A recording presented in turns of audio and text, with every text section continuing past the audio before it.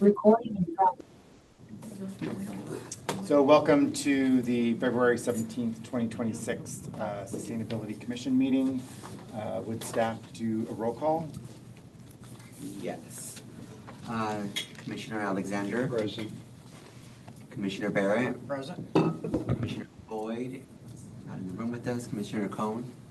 Present. Commissioner Dearda. Commissioner Frick. Here. Commissioner Rotner. Present. And Commissioner Walker. Okay, a few. Hopefully they're running late. Thank you for the roll call. Welcome everyone to the meeting. We do have a few new staff members, which I think maybe in the staff comments we'll do formal introductions, but welcome, very much welcome to the party. Next item is acceptance of the agenda. Does anyone have any questions or issues with the agenda? Hearing none, I assume it's approved. Next is our presentation, and I believe it's with code compliance. Not sure who's giving that.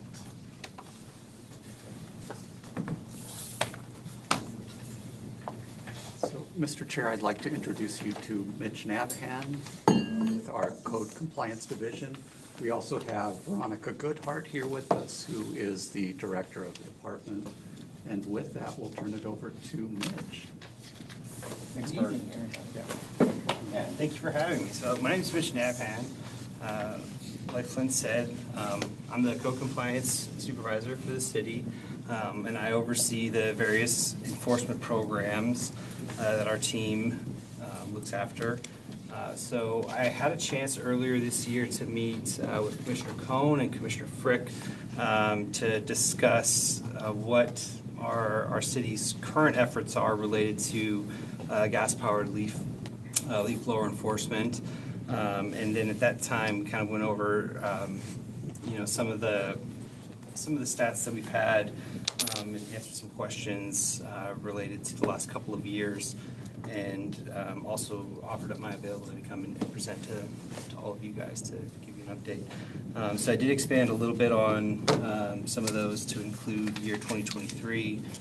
Beyond that, the data is a little less reliable, so for the purposes of tonight's presentation, we'll be looking at the last 3 years. So, and to highlight, in the beginning of 2024, the Code Compliance Department made a bit of a shift in our enforcement strategy, which you'll see reflected in kind of the assertiveness of our enforcement posture, which we moved really from when the adoption of the ordinance that prohibited the use of gas-powered leaf blowers went into effect. The approach was more of a compliance by education, really doing a lot of outreach, doing a lot of engagement, giving a lot of warnings, and that really kind of bled into those next couple of years where that was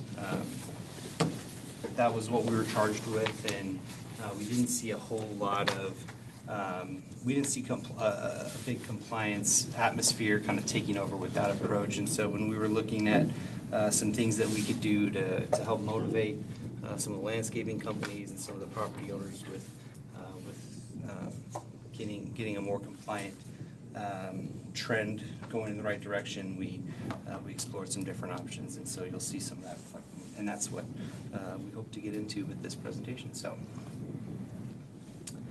that's my information, so my email, my phone number, and that's little Mitch. He's going to be helping me along with the presentation. So again, this is just a quick snapshot. So this is at a glance, going back for the last 3 full calendar years.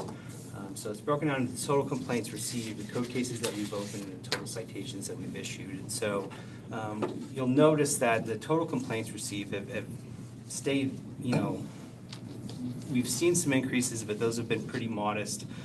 Year over year, 2023 to 2024 was about a 7% increase, and then about another 15% increase there. Total code cases, we've seen a bit of an increase from 23 to 24, and then another slight increase from 24 to 25, and then you'll see that big jump in the total amount of citations that we've issued in 23 to 24, and then again another big jump in 24 to 25.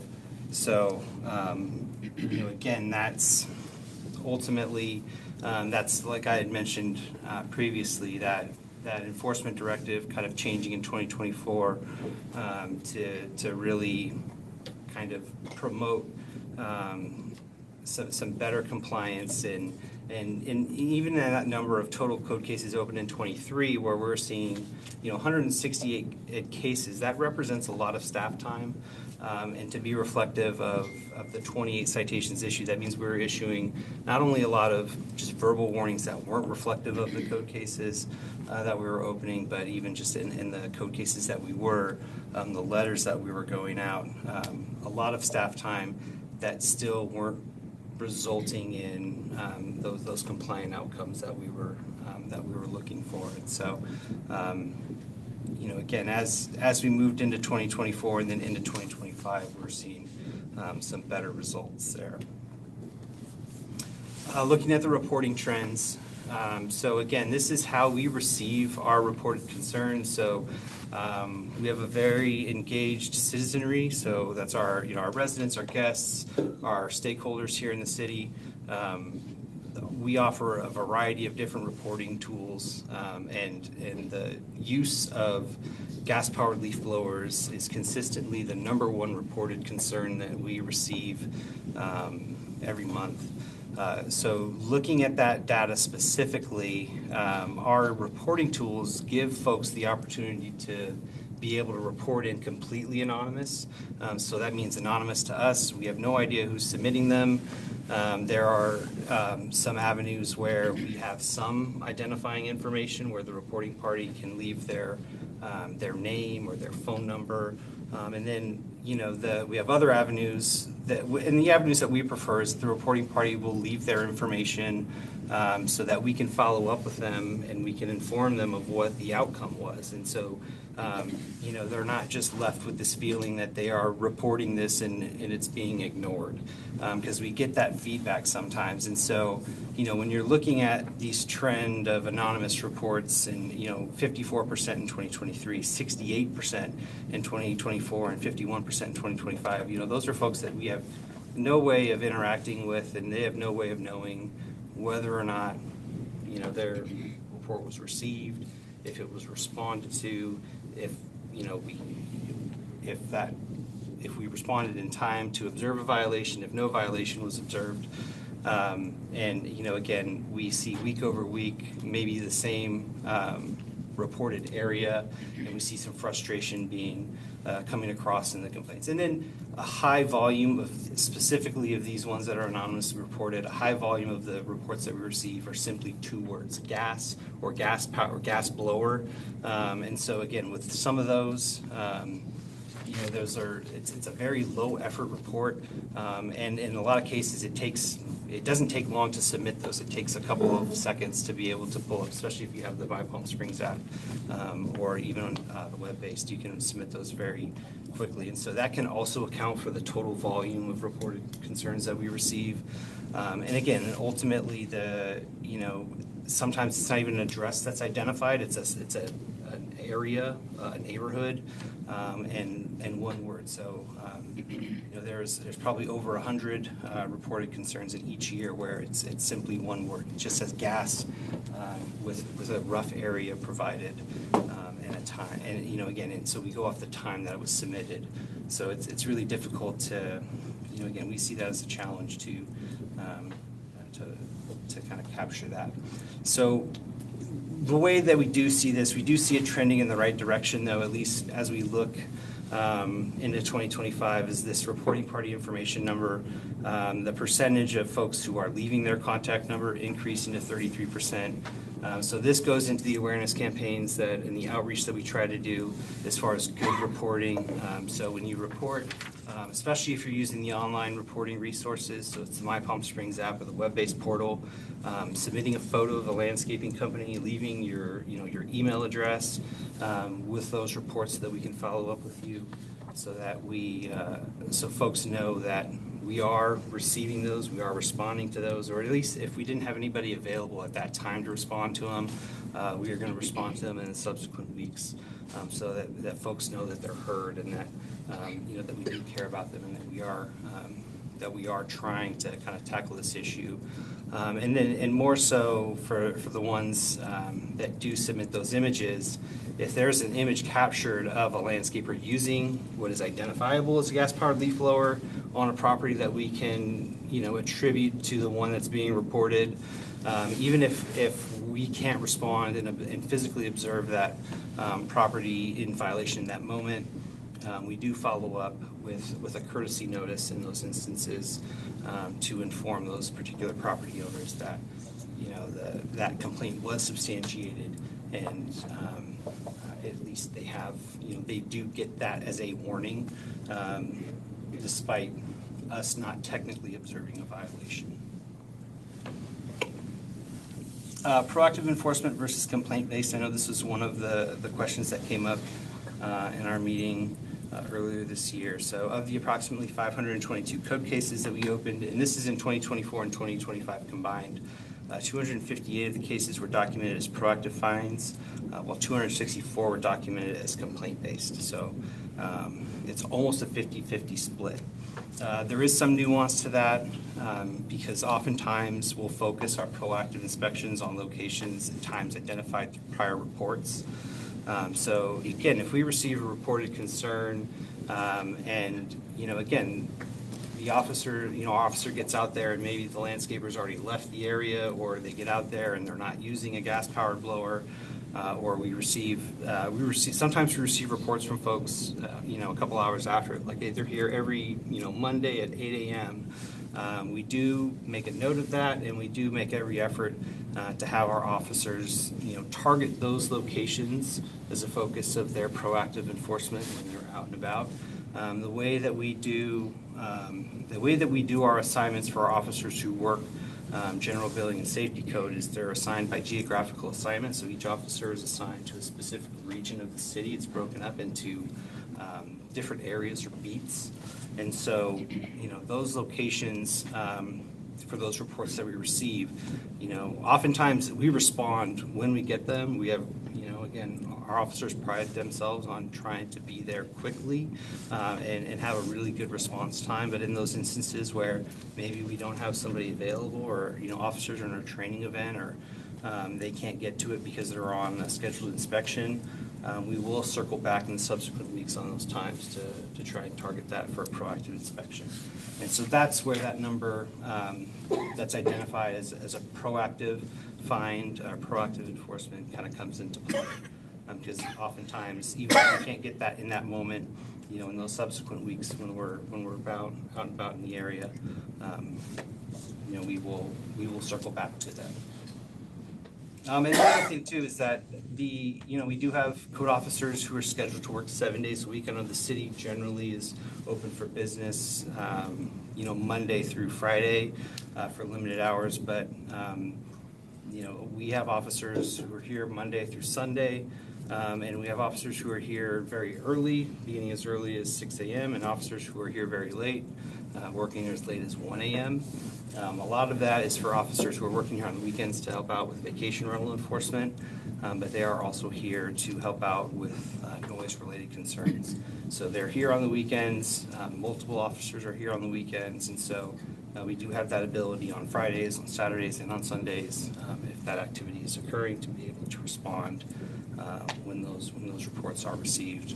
And again, we all operate under the shared expectation that when we're out in the field, right, when we're out in the city, whether it's we're doing re-inspections, following up on other complaint-based reporting, doing other assignments, that again, if we see something, we address it. right? So unless we're on, if we have a scheduled inspection or something that is time sensitive, if we're out and about and we see it occurring, we are going to stop, or we're going to turn around, and we're going to address it in that moment. So we as a department don't want to be those folks who just kind of drive by and say, I didn't see it, or we don't want to get that tunnel vision. So that's all something that all of our officers have really kind of committed to over the last couple of years in an effort to, again, to try and get that education out there and do something about these reported concerns that we keep getting.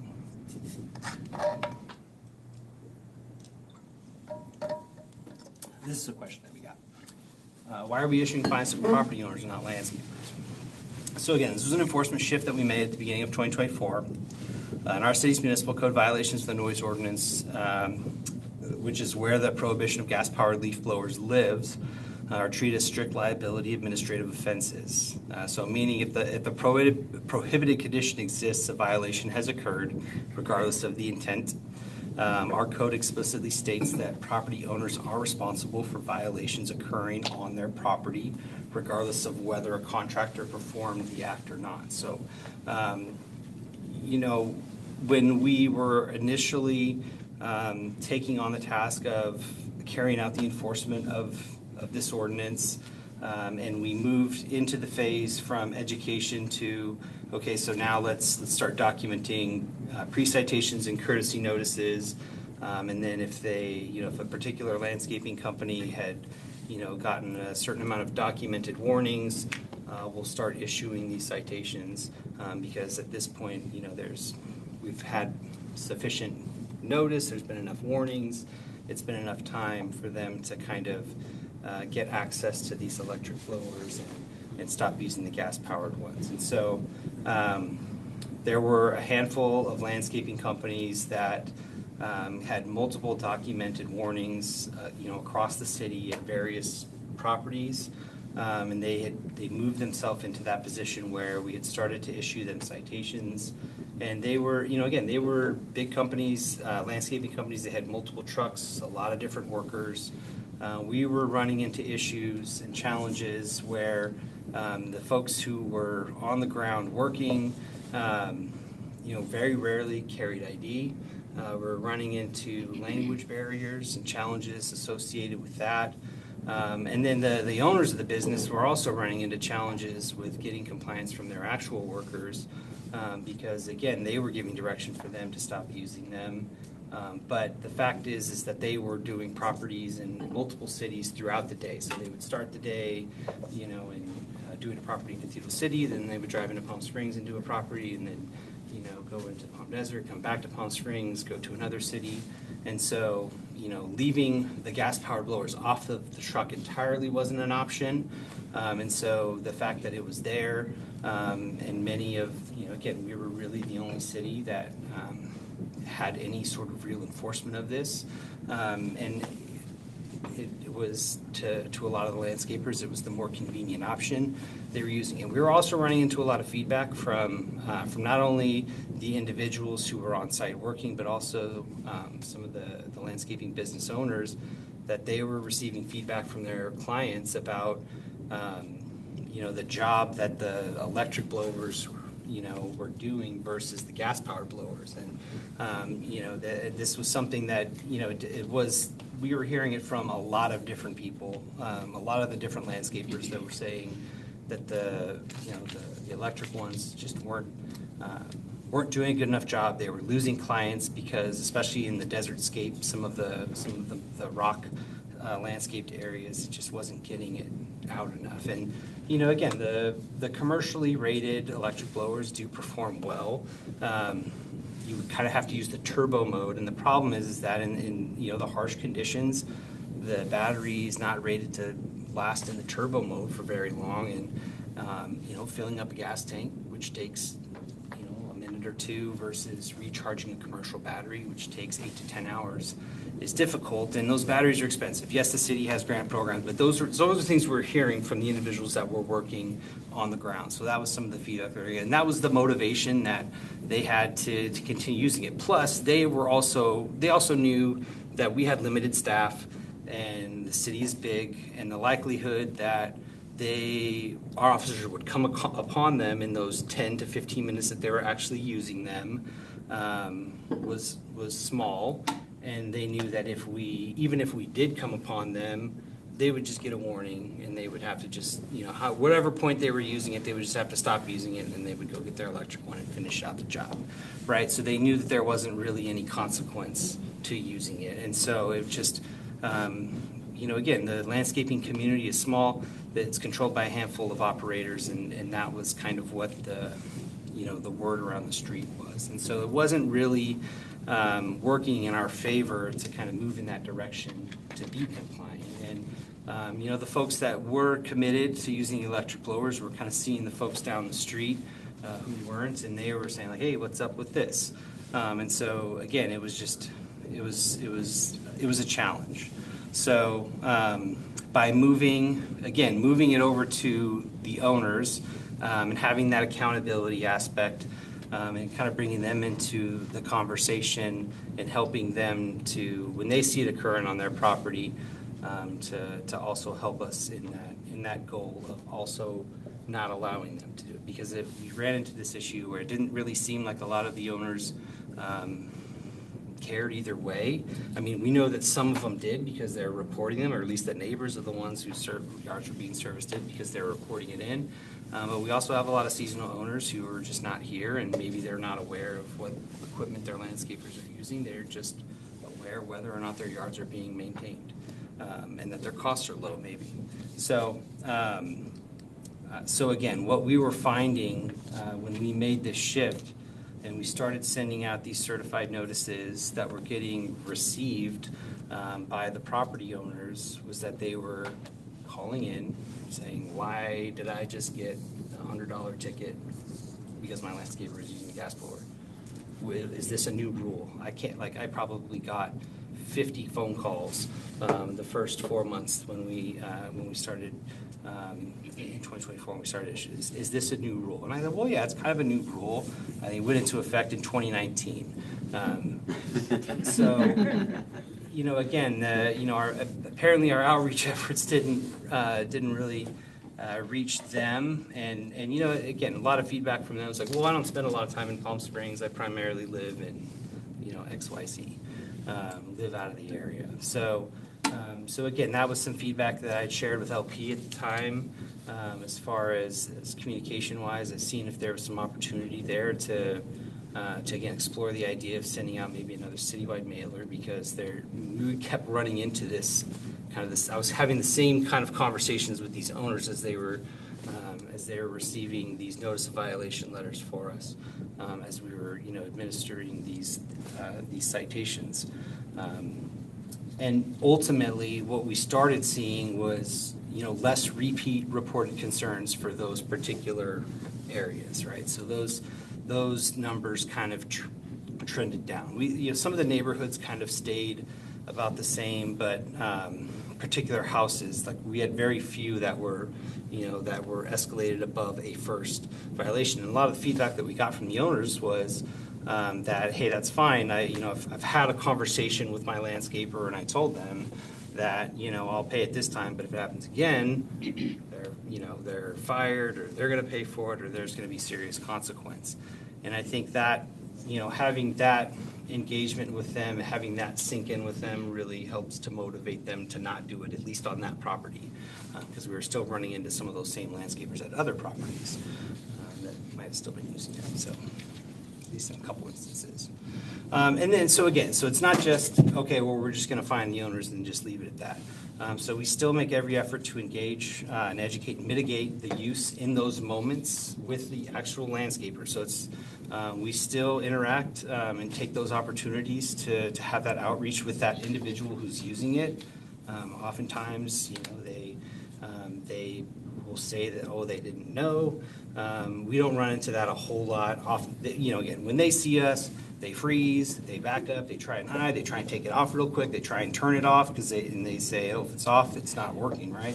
But every now and again, we will come across a new operator who generally doesn't know, or we see it occasionally in roofing companies in the construction industry, if somebody is re-roofing, they'll bring in a gas-powered leaf blower, because I think when we did our initial outreach, we focused mostly on the landscaping companies and the landscaping repair shops. And so occasionally we'll run into those where somebody's doing some work in the construction industry and they're getting their roof redone, and the contractor will be using one. So again, we take those opportunities to engage with those folks.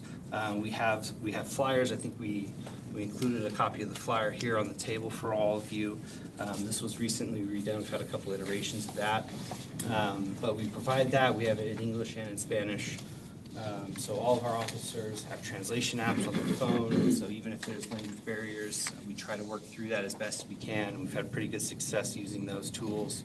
And so again, we get them to understand. We also direct them to the sustainability department's page, especially if it's a new landscaping operator.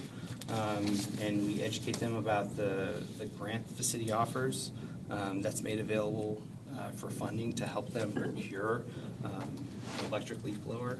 So, and we have, even as recently as, I think it was about 6 months ago, I interacted with a landscaping company who was new to our city, not new to the area, but new to our city, who was unaware of the program.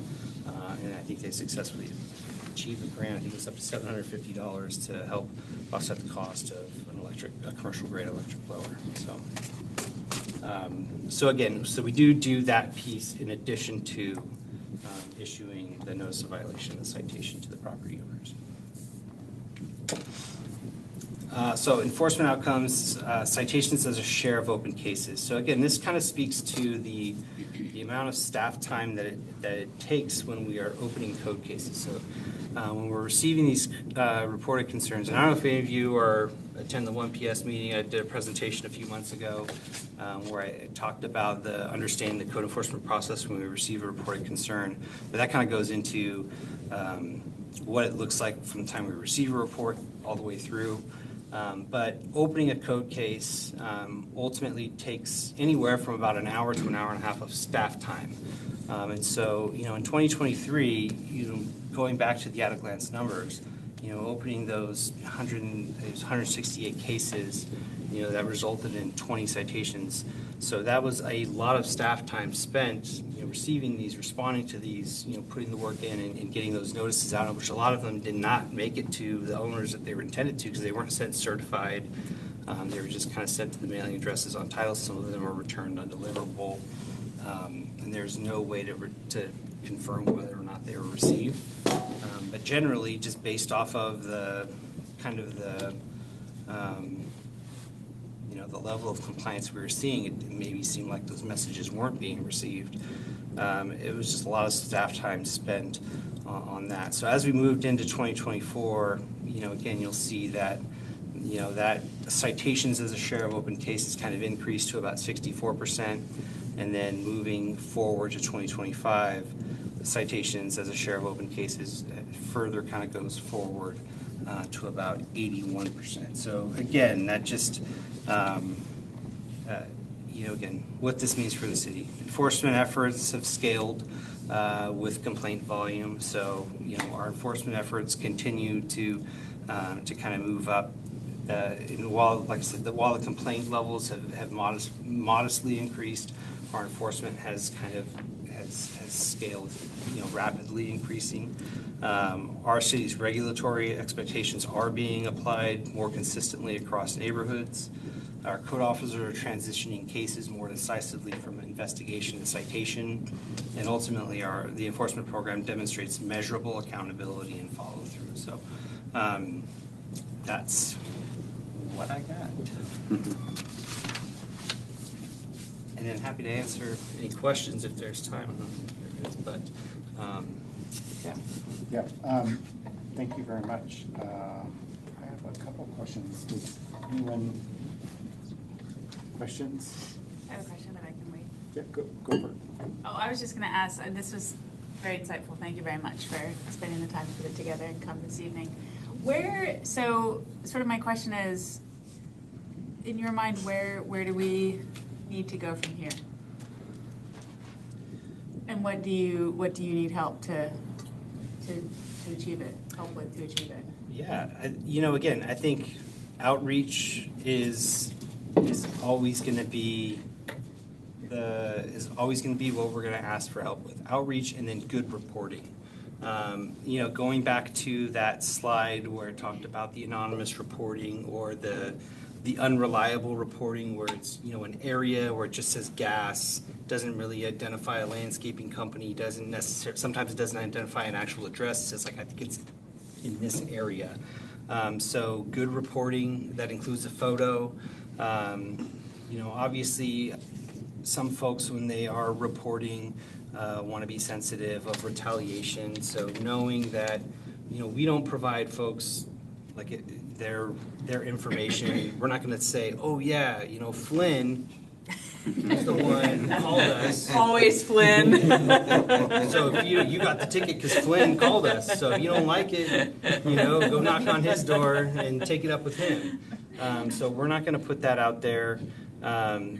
Yes, there are those mechanisms to be anonymous, but so understanding what the best ways to report. So anytime I go and I speak to either a neighborhood group or any kind of group in the city, I always like to kind of promote the various ways to report in. And so our preferred method is always going to either be the My Palm Springs app or the online reporting resource. So both of those have the ability, you can leave your contact information, so your name, your phone number, your email address, and that connects you to the community engagement platform. So that gives us the ability to be able to follow up with you on what the enforcement outcome was, or some acknowledgement that it's been received. It's we looked at it. This is what we did. There was a violation. There wasn't a violation. We already have a case opened on this. This is the 5th time you've reported this. Whatever the case is. But it also allows you to upload photos.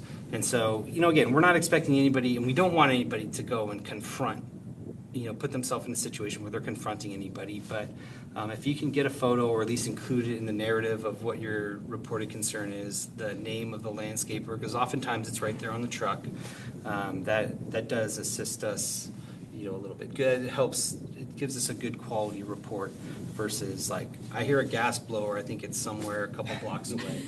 Because you can hear them a couple blocks away, but, again, that's, it is a reported concern, but it's not the best quality effective one. report. It's not effective report. It's a good way to put it.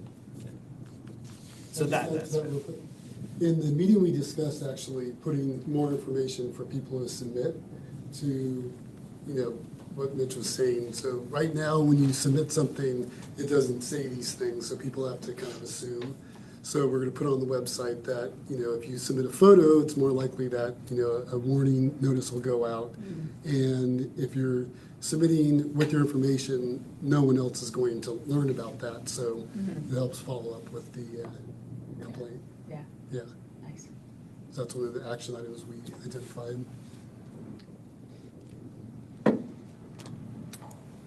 Does anyone? I don't know whether it's a question or a suggestion. I mean, Palm Springs already implemented using drone technology. If we receive a complaint and to enforce this in a 5-year period or something, can we take advantage of the drone technology services that are already available to us to address the issue within that 5 minutes, 10 minutes? Because if somebody calls you and say, I hear a leaf blower, but they are going to be out of there like within 5 or 15 minutes max. So there is a high volume of calls or reporting, but there is no immediate follow-up. So that's something to think about. We already have the drone technology that's used by the city. Can we use it so we can reduce the staff time? 500 calls a year, 500 hours, that multiplies. But we already have drones. I mean, I know there are some privacy concerns or something as well, but that's another avenue to explore it till we get it under control to a certain point. Sure, and you know what, I imagine there will be a day in the future where that may be a reality. I think for now, the real-time, I think it's the Real-Time Crime Center, the police department, just is getting online. Their focus is keeping the the drone technology available for the, the priority criminal activities, not necessarily going after landscapers using leaf blowers. But again, I think, looking 10 years down the line, it's a very real possibility. There's already, in the code compliance world, a lot of automation that's taking place, especially in some neighboring cities where there's devices that are being mounted on utility vehicles that does passive captures as it kind of navigates city streets and is, again, there's AI systems that kind of reconcile the image captures that it does to kind of detect violations. There's, as technology evolves, there's always going to be more efficient ways to kind of enforce different things. So I imagine that there will be a point where there's, that could be an option. But I think right now that might be a little bit of an overstretch of those, because the drone technology is a limited resource that the police department is kind of rolling out. But I think Lieutenant Hutchinson, it might be good for practice for their operators as they look to bring that online. Talk to them about it. Any questions? No question. I had some just a quick general questions on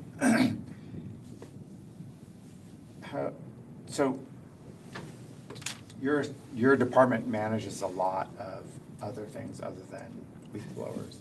Just wondering what percentage of time it takes to commit to this or to other things.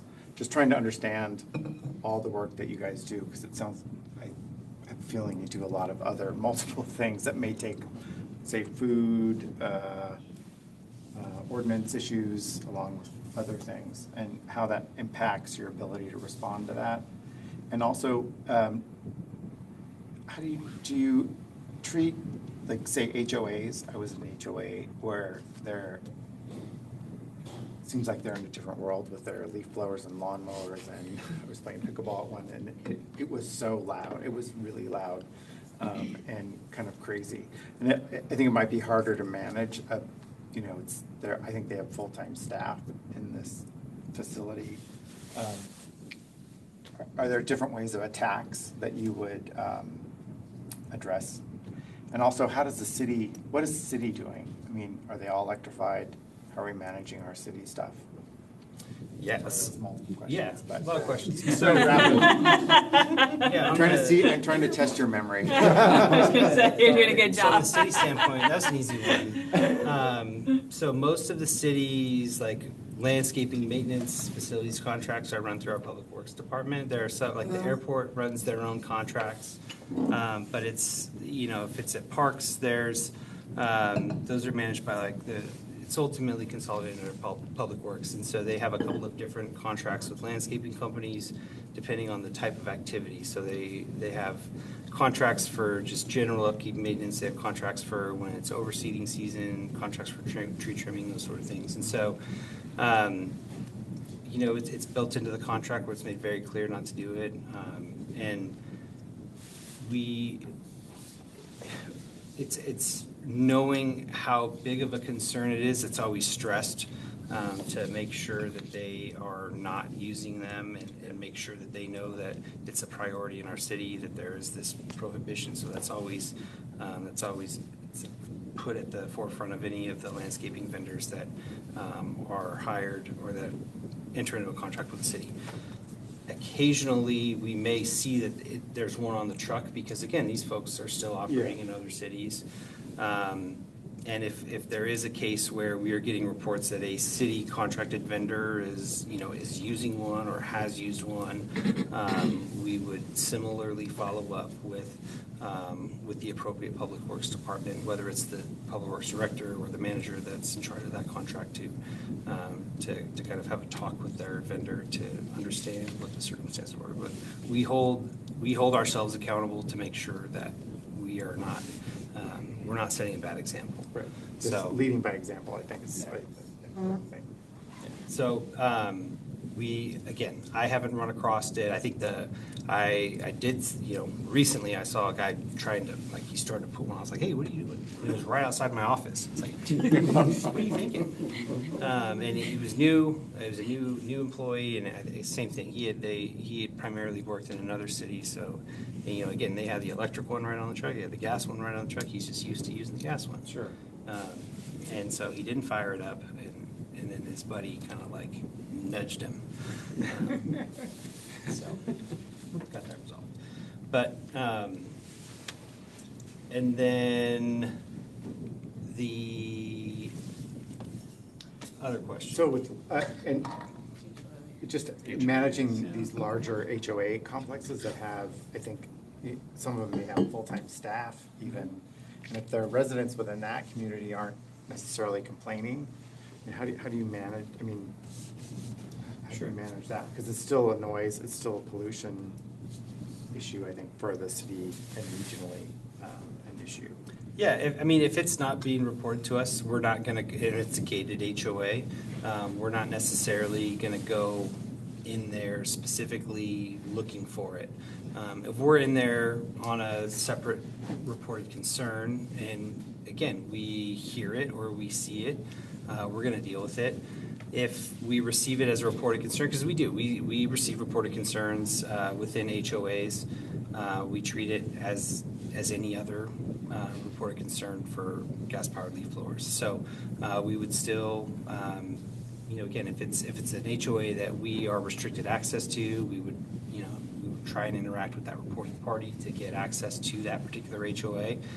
If it's an area that we don't have access to, and access can't be provided, we would encourage them to reach out to their HOA. So part of living in an HOA, there's an expectation that that HOA there's going to be a level of self-governance. Oftentimes there's CCNRs that are a bit more restrictive than what the city's rules and regulations are, and so you have that expectation that they're going to kind of hold their participating members accountable themselves, and so in dealing with code compliance issues in general, that if there's an HOA rule that's not necessarily a city rule, and somebody is reported to their HOA and they're not doing, they're not enforcing it the way that they desire, and they're reaching out to the city. Unfortunately, there's nothing for the city to do in that instance. If it's not a violation of the city's rules, we're not gonna step in and enforce an HOA's more specific rules. If it is a violation of the city's rules, we want that HOA. We want to make sure that that property owner is brought to the attention of the HOA first to allow them the opportunity to address it with their participating member. And then if that HOA has otherwise failed to act, or they feel like they can't meaningfully enforce it, and it is something that is otherwise a public nuisance, the city will step in. We have the ability to go in and enforce. Like, we still have that authority even within an HOA. Again, with violations of the noise ordinance, they're considered public welfare offenses. So it's an infraction penalty within our city's municipal code. So, again, that gives us a little bit more enforcement authority, HOA, not HOA. And so again, we do ultimately, if we receive a reported concern, or if we're just doing proactive enforcement, we will address that. We are less likely to focus like non-proactively, like just going fishing. Like, we're not just going to go drive into an HOA unprompted and drive around looking for things, unless we have received reported concerns in the past about a specific area. Okay. Great. And then just one last comment, and that's maybe more for staff than is just thinking about the regional kind of challenge. Is I don't know if there's kind of a long-term way to connect through CVAG or other city regional means to try and work with other cities to help work on improving, getting a regional, long-term a ban, or working with the cities to be on the same page, to improve, because it only helps our fellow neighbors as well. I think that's kind of one of the ways I see achieving success for our own city is sharing the knowledge and burden of trying to increase the reduction of the gas-powered law. Yeah, and having similar ordinances across Right. jurisdictions, as Mr. Nabhan has Yeah. pointed out, they work in other jurisdictions where there isn't a Yeah, ban. they're trying to make a living, so Yeah. it's like helping them, and that could potentially create a bigger pot of money to help people. I know I'm thinking big, but to help improve that, so something to, anyway. That's actually a great idea, because as I said here, there's a Palm Springs city line in Cathedral City, and if someone's got a gas blower there doesn't just stop. So, yeah, all the cities should probably get together, at least Cathedral City. It butts right up against Palm Springs.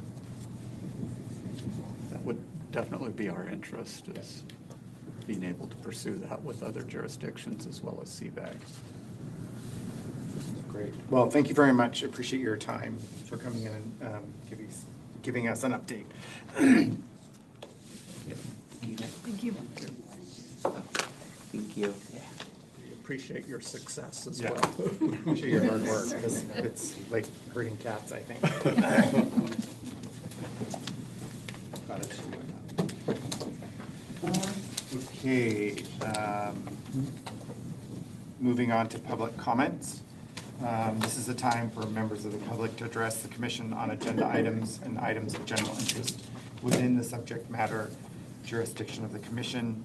The commission values your comments, but it cannot take actions on items not listed on the agenda. 3 minutes are allowed for each speaker. Do we have anyone that would like to speak? Where do you want me? Is this good? Okay, great. Well, happy National Battery Recycling Day. How about that? It's also National Cabbage Day and Cauliflower Day, so that's your composting. Oh, that's only if you don't like it, but your community gardens. I was going to talk to you about no smoking ordinance or smoke-free ordinances around the city, which you've heard me talk about a lot. But after hearing the presentation, there's some important comments I want to make related to that. So one of the, I won't call it a missing link, but I'll call it a weak link in the city, and that's our technology. So the app, I was actually part of a committee that David Reddy pulled together when he decided to sign a contract as a city manager for the My Palm Springs app. And at the time, I alerted him that it was really wonky and problematic. There was a lot of process friction in that app. And he said, don't worry, they are going to make improvements. That didn't really happen. That app, from the user's standpoint, is really problematic.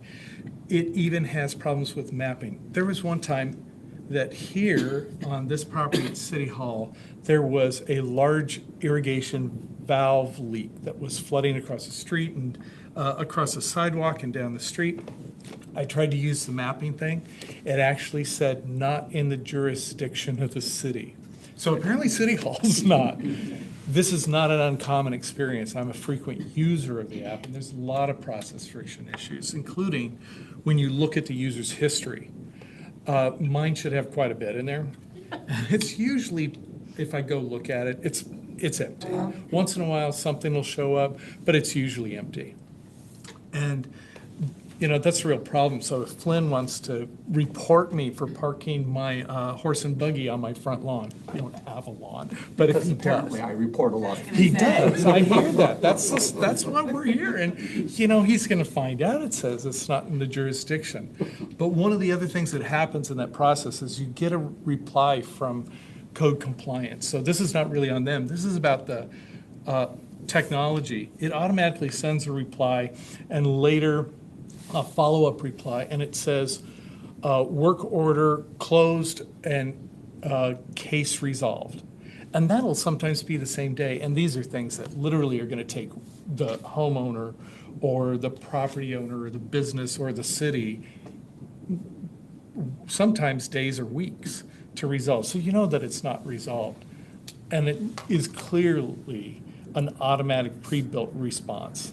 I don't know what the interface looks like from Veronica's department, Veronica and Mitch's departments. I haven't looked at that before. But those are some things to consider. And if that process friction is as challenging as it is, and I'm a tech person, so I can usually navigate around all of these types of process frictions. If it's that much, what do normal people do, and how many are giving up? If we had a report from them about the 4 different methodologies that people can apply to reporting, which one is in person, going to their office, on the phone, through the website, or through the app, it would be interesting to see what the percentages are of how those methodologies are taken, and is there an obvious trend over time? Where are they being used more? And I would venture to bet more and more people over time have attempted to use my Palm Springs app. But it honestly, it's not up to meet the moment. It hasn't been for a long time. So that isn't really Veronica and Mitch's issue. They're just stuck with whatever the city gives them. This is something I've brought up before, and since you're talking about this, I think it's important. As is no smoking ordinances and National Battery Recycling Day. So I know I've used more than 2 minutes. 3 minutes for yes. Oh, you're killing me. Okay, thanks for listening. Thank you. Thank you. Is there anyone else? Anyone online? No? Okay. Yes. Oh. Yes. Thank you very much. I don't think I need to sit, I'll just stand. Yeah. I'm gonna be really quick. My name's John Hilgers, and first of all, thank you for your time.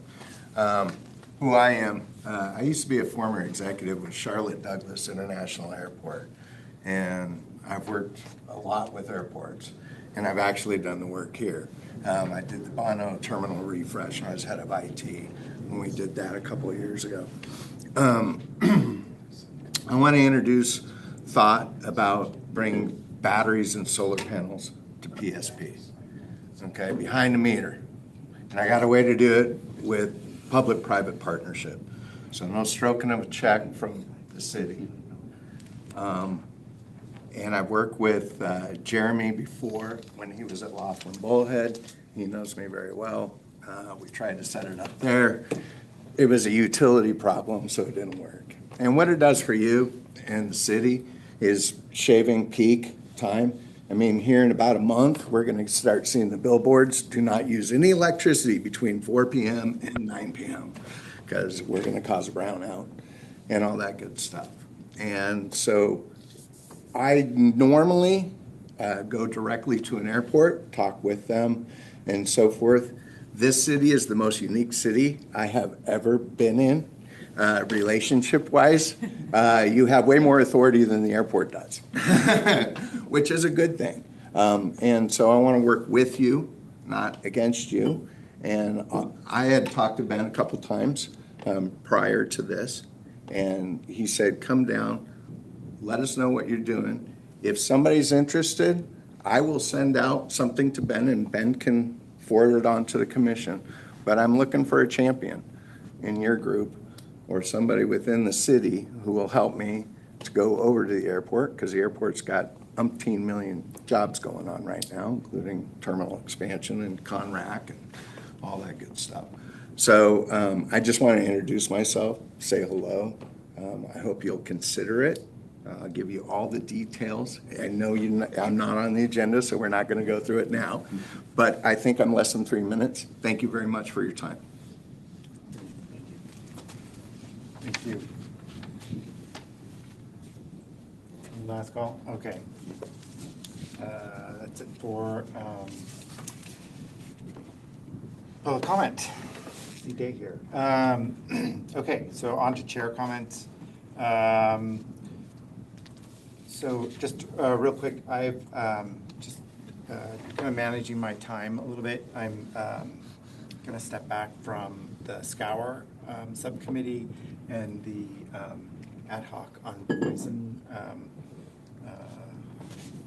poison-free Palm Springs. So if there are any other commissioners who are interested in participating in those, their seats, I know the chairs that are running that are in good hands. I'm just trying to manage my own time on the commission, my personal time a little bit. I just don't feel like I'm committing enough to actually be impactful on those. So I want to focus on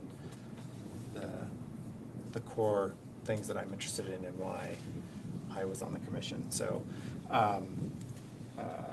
with that, one other kind of comment that I've had some discussions with a few of the commissioners in kind of focusing what the commission is kind of dedicated to doing, and this is kind of, I think, a work in progress, but as we move forward is how we achieve what each kind of subcommittee and ad hoc, kind of making sure we have clearly defined goals, and also kind of setting those goals and reachable, attainable goals. I know Scour, Commissioner Boyd is working on that with her new lead, but just trying to make sure that we kind of think that through, but also working with staff to kind of record all of our wins and kind of show data and the successes that we've achieved over the years, not necessarily with just this commission, but all the staff and all the commission members that have from the start. I know we need to start working on updating, and this is also pending a new director, but kind of helping kind of push those things forward as we need to update the climate action roadmap and all the different documents that the staff kind of and the commission kind of are guided on. So that was just kind of some of the thoughts I've had that I wanted to share that I've had with other commissioners. So, and those of you that have any kind of other thoughts, feel free to email them to me and share those thoughts. I'm just trying to make it a more successful commission. So that's all I had. And move on to the director's report. So for the director's report, I want to introduce a new staff member, Thomas Crowley, who is now in his third week here with the city of Palm Springs. And we are all very happy to have him here as a member of our staff. Thomas, do you want to do a brief introduction? Sure. As Flynn said, my name is Thomas Crowley. I've lived here in Palm Springs for the last 5.5 years. I moved here intending it for it to be a year during COVID, and then here's my new life, which is so great.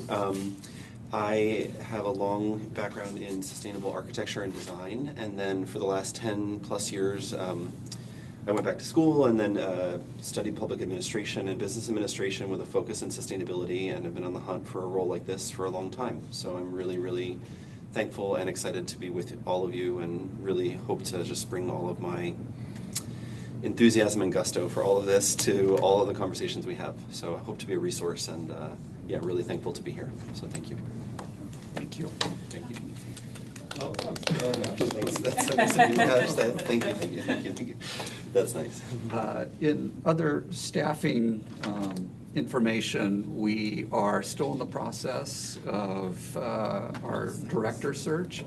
We are in ongoing conversations with our finalists, and so I don't have anything to report yet. But hopefully next month I will be able to confirm for you. So. Oh, I wish, Commissioner Cohen, I wish. That concludes my report to the commission this evening. You have our written report in the back up information if you have any questions.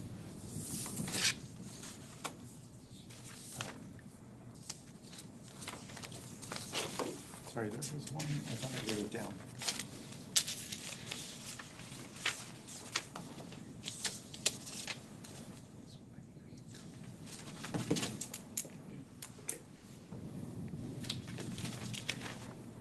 I'm sorry, I didn't write it down, so maybe next month I'll bring that up. Sorry about that. Does anybody have any questions for Flynn? Okay, all right, okay, so, sorry about that, I must have dreamt that. On to old business is the energy efficiency update ordinance. So, Benito, was that tying into? That'll be a presentation she would like to do next. So I think next month we'll have a presentation on that. It was, kind of got missed from the agenda, apologies on that, but we're moving forward on that. And then greenhouse gas emissions updates, we're still pending on that, Flynn? That's correct. I think some changes, once we have a new director, there'll be some movement on that, I think. Yes. So that hasn't been forgotten, they're still working on that, so. Moving on to new business, was appointment of 2 additional members to the Active Transportation Subcommittee. Flynn, did you want to? Yes, I will do that. So we held our Active Transportation Subcommittee meeting on February the 9th. It was presented there that there are 2 additional individuals who would like to join as members of that subcommittee. The first is Karen Wellness. Some of you may know her from her work with the tribe. She was on tribal council and currently serves on the Tribal Planning Commission, very interested in cycling and pedestrian issues. And then another individual, I apologize, I don't know him well, Miguel Torres, would also like to join the subcommittee. I would support the addition of those 2 individuals to the subcommittee with the vote of the Sustainability Commission. I do want to also offer a caveat that we are at the limit of the number of individuals that I'd like to have on that subcommittee. To have an effective working group, it needs to be a manageable number of individuals who will be there every meeting. And so I do support these 2 individuals, but I'm going to cap it after that. If there are any additional requests, we'll wait for someone to drop off before we add anyone else.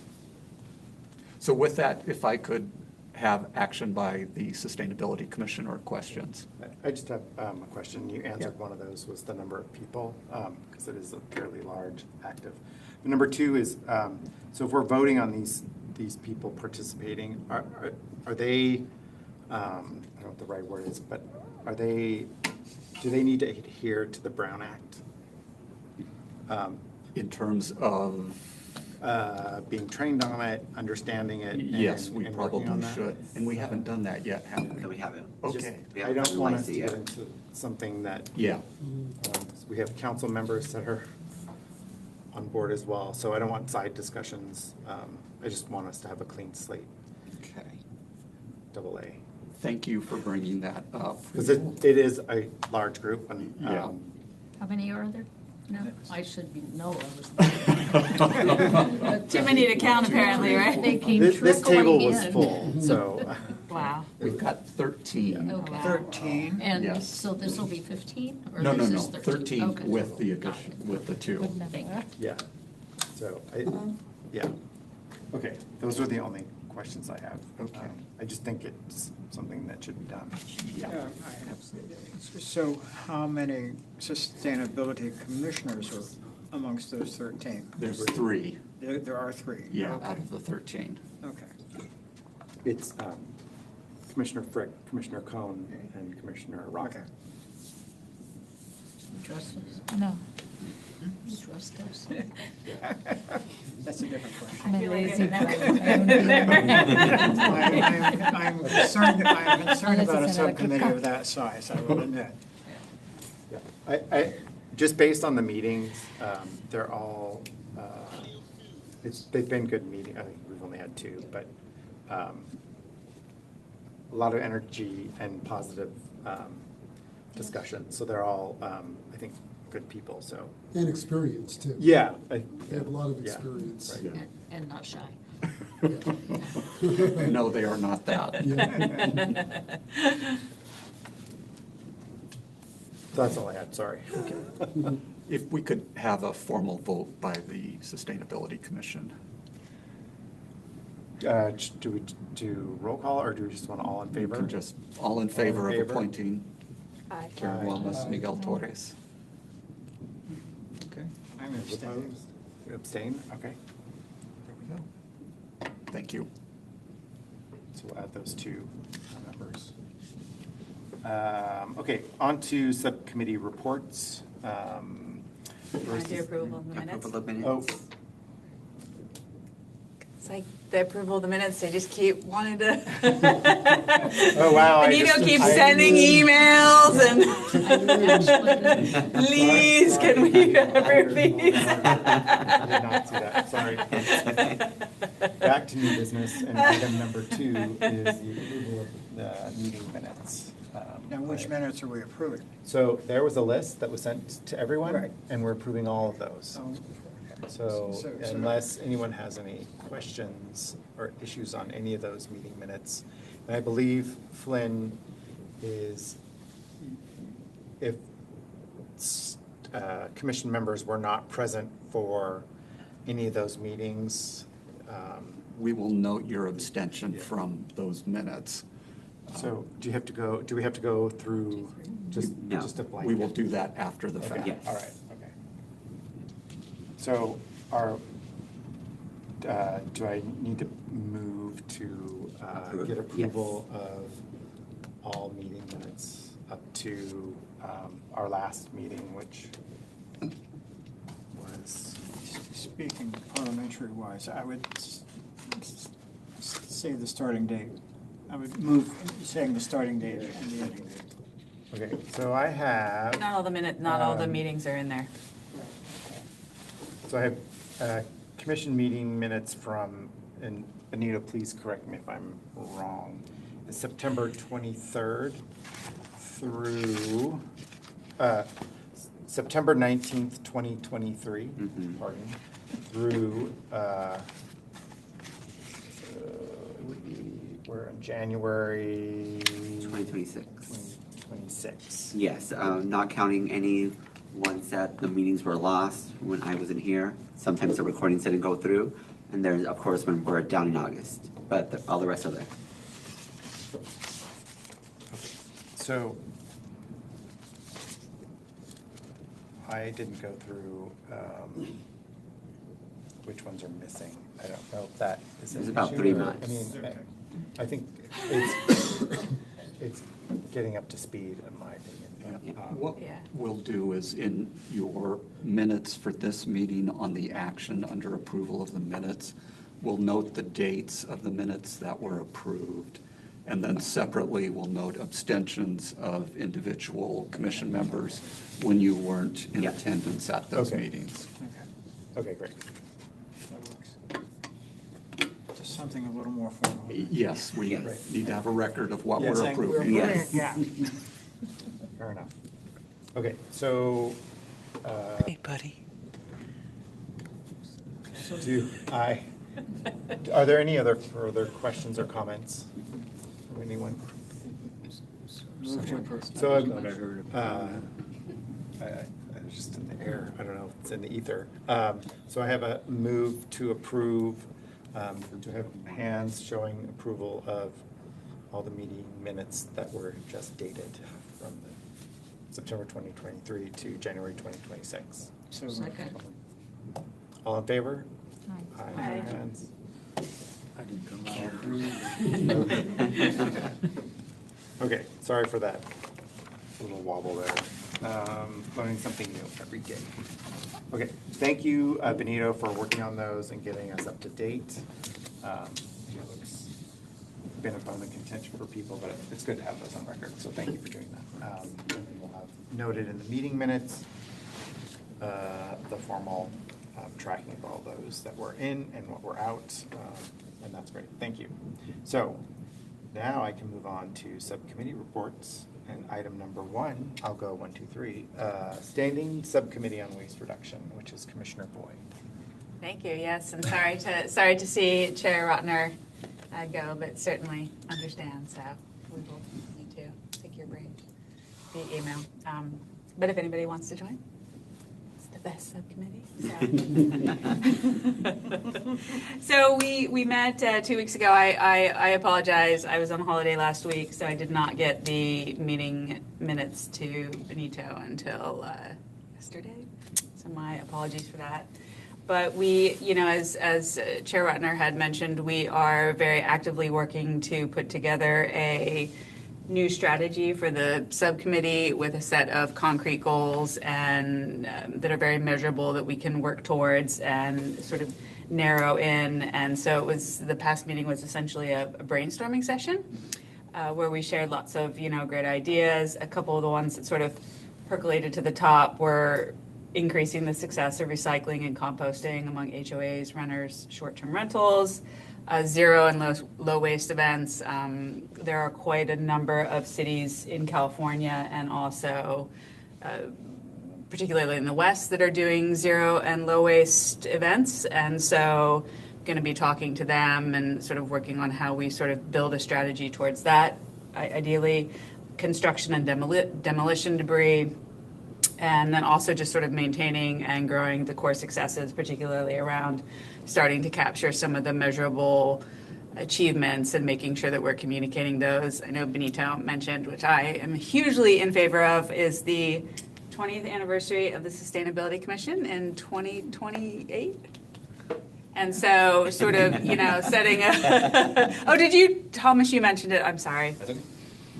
We're one team. Okay. Easy. And so, also sort of having something that's sort of as a publicity campaign as we sort of move towards that and, really sort of some goals to really get the public involved as we sort of think a little bit longer term too. It's nice because it's sort of 3 years out or two years out as well. So and then we brainstormed some strategies about achieving it and then talked a lot about potential individuals and organizations that we would want to have and come present to us and sort of what they're doing and that sort of thing. And then where it makes sense, we'll sort of percolate it up. So appreciate everybody's input. And I know Thomas and Benito have also sort of sent some additional things. So I am going to sort of put together a draft strategy with goals and, sort of concrete KPIs for things. And then it'll just sort of be a draft for discussion, presented at the next subcommittee meeting, and hopefully, sort of get everybody's feedback, input, and finalize it into something that then we would want to bring to this group for sort of broader discussion and input in the March meeting. So, yeah. Great. So I don't know if Commissioner Barrett, you have anything to... No, you pulled that together very well. Thomas or Benito, anything? No. Okay. Thanks. Great. Thank you, Commissioner Boyd. Second item is standing subcommittee on climate action. We did not have a meeting this month, but we are taking from Commissioner Boyd's thought process of developing some goals, so we'll be working on that at our next meeting. And also, we will have a presentation, a pre-presentation on the energy efficient upgrade ordinance, and go from there. So not much else to report on that, but more to come. And third is the active transportation group. I know Commissioner Frick was not here, so I think Yeah, I'll Flynn will go ahead and just give a quick update from the meeting that was held on February the 9th. We had a presentation from Peter Satin of CVAG about their Community Connectors project.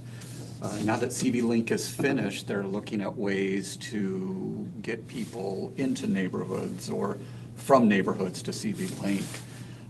There's going to be some additional public input later this spring. As I get those dates, I'll forward that on to the Sustainability Commission for those of you who may want to participate in that input process.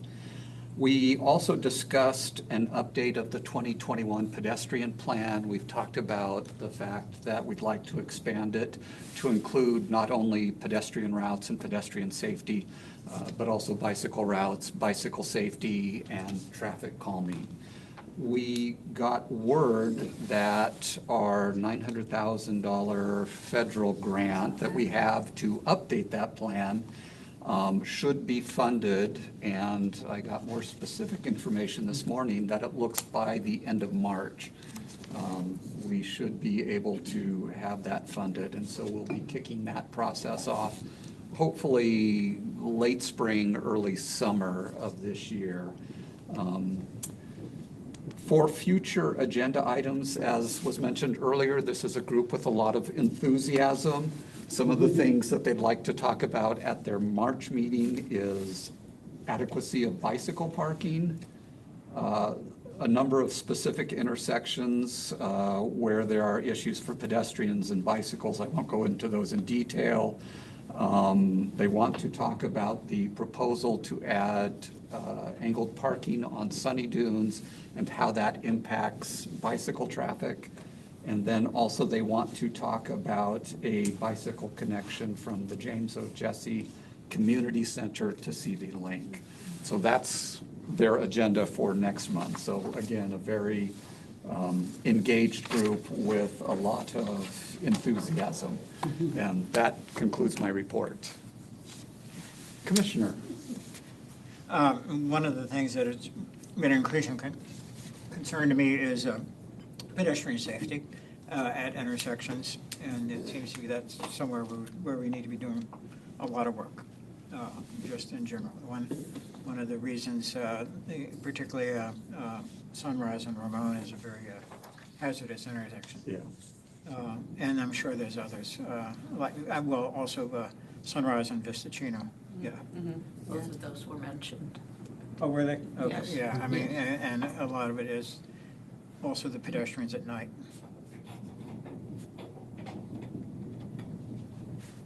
Okay. Yeah, thanks for bringing up pedestrians, because we need to keep that. I think that's why Commissioner Cohen and I are flagging the pedestrian side of the discussion. If you want me to so. come in and talk about pedestrians, I'll do it. I don't know what I'll say, but that's it. Walk faster.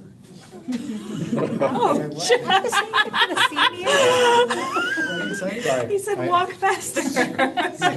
Sorry, I'm throwing a little You're not. early evening humor. Yes,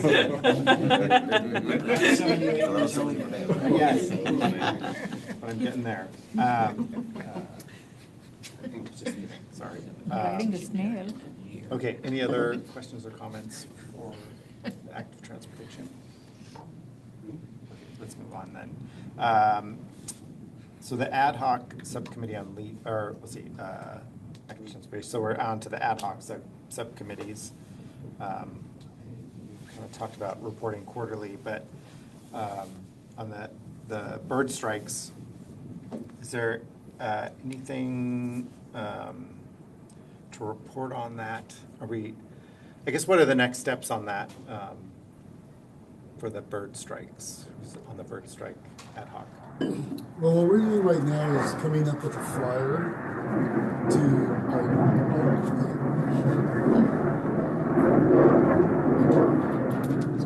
What are they taking off at the airport? Is that a military jet? I think so. Is it the nuclear Military, being shoveled out of the way? So one of the things we're working on is a flyer to be passed out at city events that educates people on how to prevent bird strikes on their windows. Personally, what I'm doing right now is I'm using my house as an example of how to create frames around the windows and put bug screens on them so birds will bounce off. So I'm actually just completing that today and tomorrow. And I want to include that in the flyer. And so I'm going to take pictures of that. I'm actually going to film a video for YouTube and how to create that. And so that's kind of what we've been waiting for to sort of finish that piece up. Okay, good. So moving on to the leaf blowers, I know that I'm not on this, but there was a letter completed and we voted to submit it to the Desert Sun, I believe. Did that? Yeah, I submitted that last week. and haven't heard back from them yet, so I'm going to follow up again this week. So that was submitted to the Desert Sun, or did it Yeah, get, letters- finalized internally?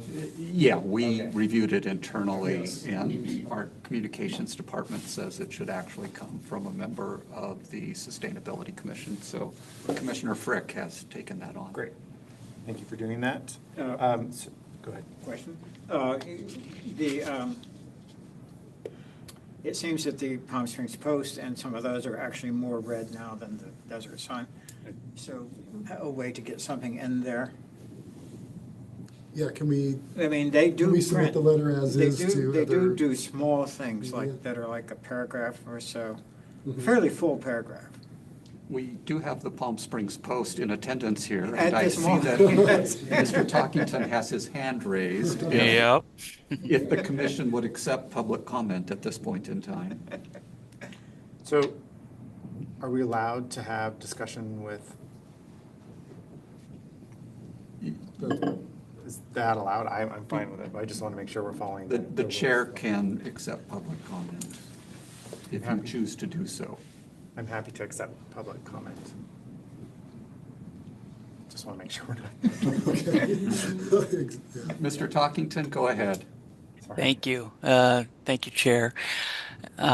Send in anything you want. You can send it to editor@thepalmspringspost.com, and I can get something written up. Now, I think you guys know we don't do editorials, letters to the editor, commentary, things like that. But what I've done with Chief Mills before is send me your commentary, and I'll turn it into a story.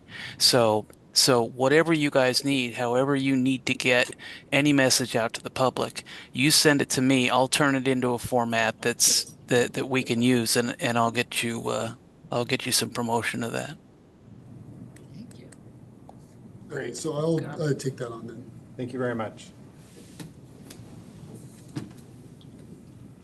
Okay, so with that, are there, with the ad hoc subcommittee, are we wrapping this up? Are there any more goals that the ad hoc, are we going to continue to meet?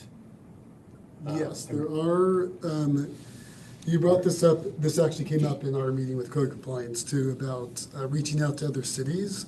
And so that, I don't know who was assigned, we have actually people assigned to the to-do list. And Flynn, I'm not sure who was assigned that. Might be you. But we did want to reach out to other cities, and that was something important on our goals list as next step. Maybe, Thomas, if you would remind me, if we have a meeting tomorrow morning, we can talk about that. For sure. Okay. Yeah, that was one thing. And another thing was the possible mailing to city residents that Mitch had mentioned too. So that was another item on our to-do list. And that was assigned to somebody else. So if I knew I was doing the quarterly report, I would have given you. Sorry. Yeah, okay. So more notes you on can say this. more to come too. Yes, more to come, but we There's do more in have there. other Yeah. goals that have Okay. not been Okay, reached great. in this. I didn't know, this okay. Ad hoc That's subcommittee. great. Yeah. Okay, so we'll keep that on there. I didn't know if we tied it into a bow. So, okay, thank you for that. We'll look forward to that at the quarterly report. Sorry to throw you under the bus, so to speak. Well, just answer, there is more to come and with our goals for the subcommittee. So, just keeping this rolling. So community outreach, Commissioner Alexander and I are, Commissioner Alexander is reaching out to, we've got a few folks we're going to be meeting with probably in the next month or so. So more to come on that. The subcommittee on pesticides, I have to apologize, I totally missed that last meeting. I don't know if there's a quick summary we can do on that. Yeah, so the quick summary on that is we have identified a lot of action items and have assigned people to complete each of those action items. So on the quarterly report, I'll have a lot to update the commission on. Okay. Yeah, there's a lot of research going on right now and kind of figuring out what the city's using for pest control. and that's kind of where we're at right now. Okay, great. Thank you for that. Sure. And with that, we're quickly wrapping up, which I'm sure everybody's happy to do before the next plane launches. Now is the time for commissioner comments and any March. Notice that says March and not September. Agenda items. So commissioners have 2 minutes to provide requests for future agenda items or input on any other commission-related items of interest. Shall I start with Commissioner Boyd? Sure. I have no comments. The only request I would make is if it's feasible, the Waste Committee subcommittee would like to potentially present our strategy and goals. I don't know if we can do that as part of the subcommittee report or. I think we could potentially make time, I believe, as a presentation. We'll be quick. Yeah. Okay. We can I'd also like to add really quick, sorry, I got the DWA to present for you guys on March as well. So you'll have 3 presentations. Oh, okay. Just heads up, I finally got them down to give you guys a presentation. See, as soon as I You take should it off get the an award list. for that. I know, I had to hunt them down one way or Great. another. Doing it. Chinese and Thai. Okay. Yeah, we can work something out. Okay. Thank you. Anything else? That's it. Thank you. Commissioner Frick? I think I mentioned this last time, and Commissioner Boyd, you might be interested in this Yes. too. Forming some, and I don't know what this would look like or what we would do exactly, but noise pollution and light pollution, reducing it within Palm Springs. There's a lot of pieces that trying to reduce noise pollution, gas leaf blowers, STRs, the complaints that the city receives a lot of them are noise complaints. And so I think maybe the commission could be involved somehow to just help reduce noise and light pollution. And I don't know what that looks like yet, but Commissioner Boyd was interested in that when we were talking about it last meeting also. That's great. Just for the light pollution, I know previous commissioner had worked on updating, there's some information I can share with you. He drafted an ordinance, so I can share that information to share with you. Yeah, that'd be great. Yeah. But if you're, I'll email you Trying to get something going. Yeah. Yeah. so I know that it's been brought up before. I don't know if it was, I'd have to go back because it was before my time, if it was presented to council or not. So I don't know if it was taken up.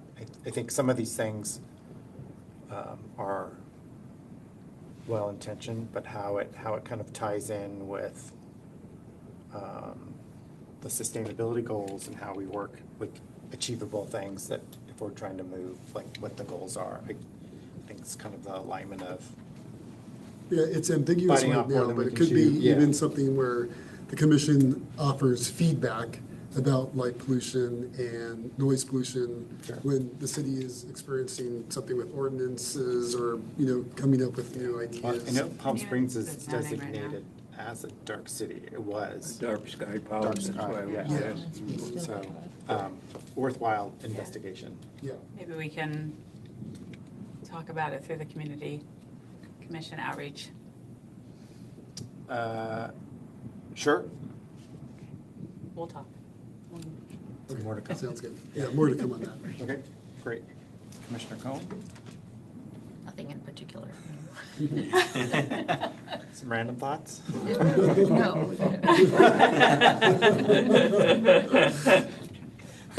Commissioner Barrett? Mine are more random thoughts, unfortunately. Oh, dear. Well, there was a subcommittee on light pollution when I first started with sustainability sometime before the dark ages, whenever that was. I don't remember whatever happened with that. Do you? I don't. You have either? Okay. I think, I have some more information on that. You do that? Yeah. Okay. I think some of the people on the Fellow former tennis player of mine was on the commission that Yeah, I I mean, know it's know sort who of- it is, so I've been given all the documents. One of my Sounds tricky. I know. Earth Day, I don't know if Benito was here. I got a ranger from the park. Okay. No, from Joshua Tree. Joshua Tree, thank you. I just had a brain freeze there. To come down and give us a presentation on dark sky. Yeah, you did. It was very well received. It's I think April's kind of a late time in the year. People start leaving, but there's interest in dark skies. So Didn't Prescott Preserve do something like that? they participated in it. Yeah. Yeah. That's what I thought. The other thing has gone from my mind almost entirely. But I also was thinking that we might at least have some discussion about the issue that our guest brought out in the public is about energy use at the airport. And I'm not sure where we would go with that, but I think it's something that we don't want to drop entirely. Yeah, I think it would be worth investigating. I agree. I don't know what the regulatory, how that, I think I need more information from Lynn on how we can participate in that. Right, and it might involve issues of. Because it seems like the airport's a separate kind of Yeah. piece. Yeah, it's still a it's part of the complicated. city. Okay, so I just don't know how that's, yes. And we would want to promote sustainability at the airport, and especially in new facilities, as we would with any other city facility. Well, we So- used it for some of our gardening demonstrations at one point, not Yeah. gardening, but land use. Yeah, our demonstration garden that we have Yeah. in the front there by the water fountain.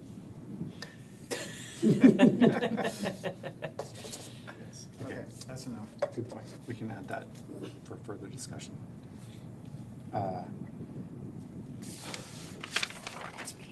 Oh, sorry.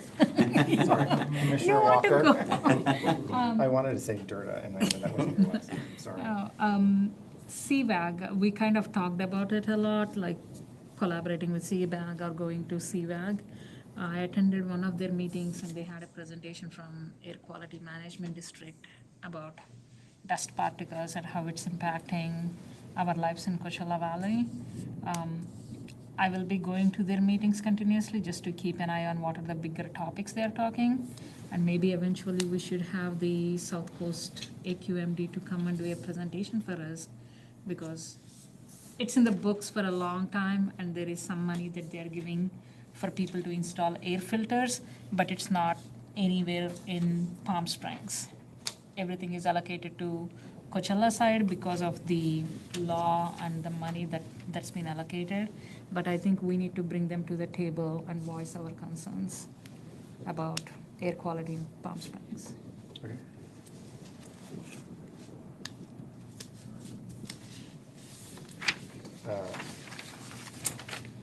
Commissioner Alexander. I don't have anything directly other than the two items which have already been brought up, and that's the light pollution and the energy for the airport. Okay.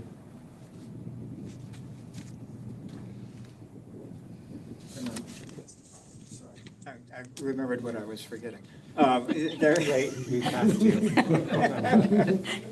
Very good luck next time. And I should have said Commissioner Rotner, I should start being more formal. Anyway, just on the whole, on the leaf blowers, et cetera, there was this whole discussion, not terribly long back, about two-cycle lawn equipment in general. And there was a state plan on that. That sort of discussion disappeared. I don't know whether that would fit in with the leaf blower.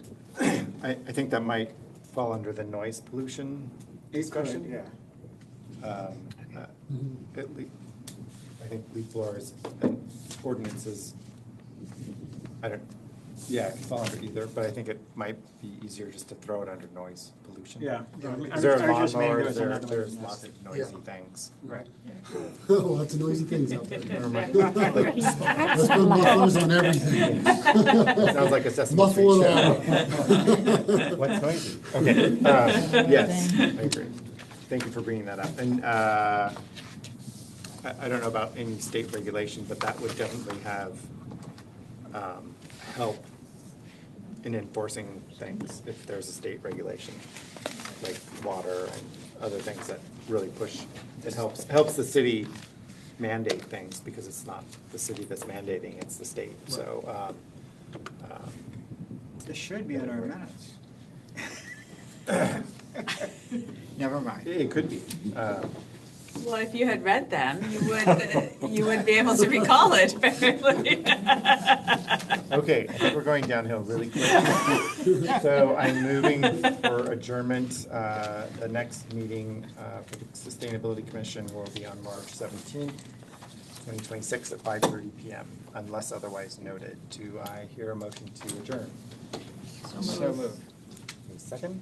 I second. All in favor? Aye. Thank you very much. All right, I will drop you an email tomorrow.